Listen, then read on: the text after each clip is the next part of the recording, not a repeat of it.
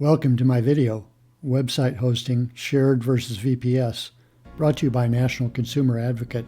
Shared hosting is hosting that lets your website share a server with all its resources with other websites. It's like all these websites are going in together to buy a server so they can get on the internet, except in this case the host provider is offering to rent space on their server to a bunch of different websites that don't know each other. Shared hosting is good for websites with content that doesn't change no matter who visits the sites.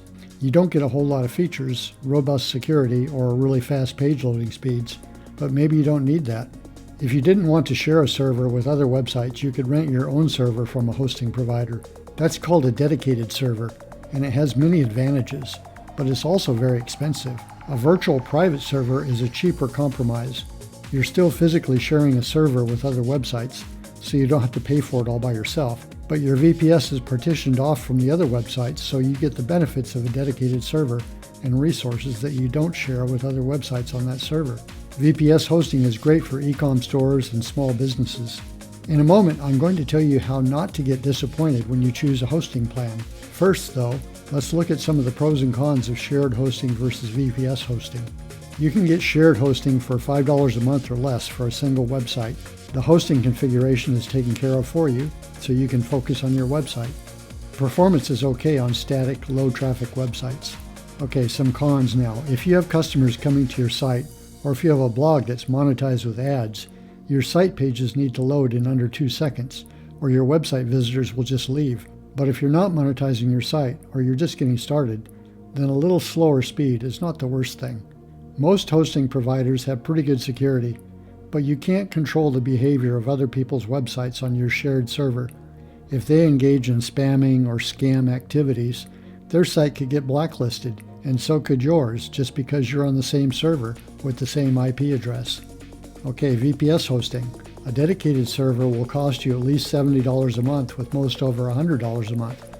But you can get a virtual private server for $10 to $30 per month. VPSs are separate from other users on a server, so they can't access the resources dedicated to you or make you vulnerable to their security breaches.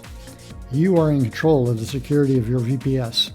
That means you can add firewalls or any other security tools independent of other users or virtual servers on your server.